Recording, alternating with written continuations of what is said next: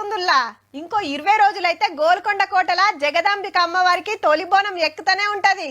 ఇక ఆగస్టు 2 నాడు లష్కర్ బోనాలు, మర్నాడు రంగం, అటెన్ కైతారం పాత బస్తీల. గుళ్లకు రంగులు, లైట్లు, నీళ్ల సౌలతి, టైలెట్లు ఇట్లా ప్రతొక్క సౌలతి వేసేది ఉంటది కాబట్టి 20 కోట్లు పంపుతుంది గవర్నమెంట్. బోనాల జాతర ముంగట మల్లోపారి చెప్పుకుందాం గాని అటెన్ కొచ్చే పండుగ పని కూడా చాలా అయిందబ్బా. ఎట్లున్నాడు ఖైరతాబాద్ బడా గణేశుడు? 5 తలలు 10 చేతులు మీద నాగపడిగే పంచముఖ సంకటహర మహాగణపతిగా దర్శనమియ్యబోతున్నాడు. కుడి బాజుకు సోమనాథ జ్యోతిర్లింగం, ఎడమ బందుకు కాళికామాత విగ్రహాలు పెట్టిండ్రు. ఈ ఏడు కూడా మట్టి గణపతే 69 అడుగుల ఎత్తుతోటి తయారు చేస్తారట దేవుణ్ణి.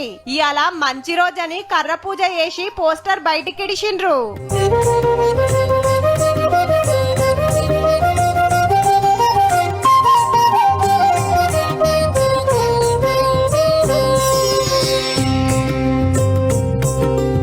సెప్టెంబర్ 14న గణేష్ పండుగుంది.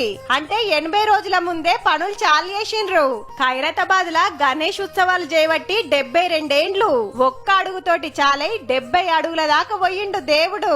పోయినేడు ఓ అడుగు తగ్గిస్తే ఈ కిట్టకు కూడా 69 అడుగుల మట్టి గణపతిని వేస్తున్నారు.